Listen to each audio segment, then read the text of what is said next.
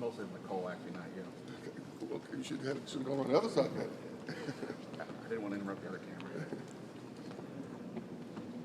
So, obviously, what's at stake tomorrow night? You guys can clinch a share. How does that feel to be on the other? I mean, it feels good to be at this point, but now we have to go out and do it. So, it's going to be, as all Big East contests are, it's going to be probably a tough, heated contest. Both teams are playing for something, and so we have to go on the road yet again.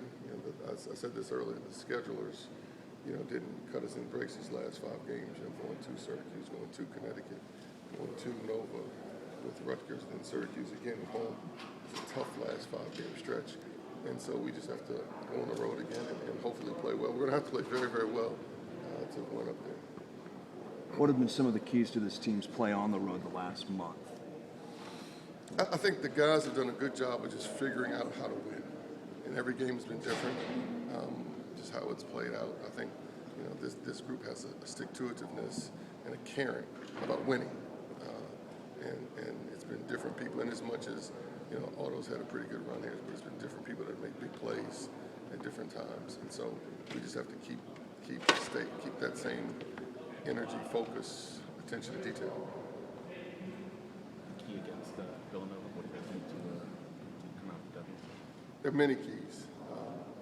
They are a very good defensive team that put you in difficult situations because of their aggressive switching.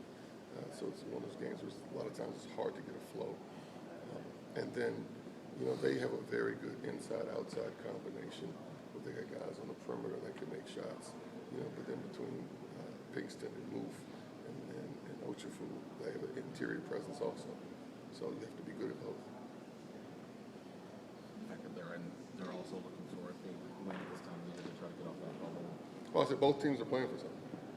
That's both teams are playing for something, which is good. I mean, that's you come down, you work all year to get to where you're playing for something, and both of us are. So it's going to be, and both teams know it, so it's going to be a tough game. What were your questions or uncertainties about Moses' readiness at the start of the season, and what has it meant at this stage in the season to where he can be part of the mix? It seems like you can meet whenever you want. He's just progressed, as we all have. I think one thing about this team, both individually and collectively, we've gotten better as the season has gone on, and that applies to him also.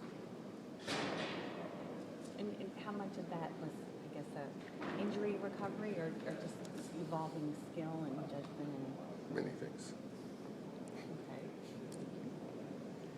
You said, I think the last time we talked to you, sort of compare. You said this team was although some of the faces are different, their mentality was kind of formed last year a little bit.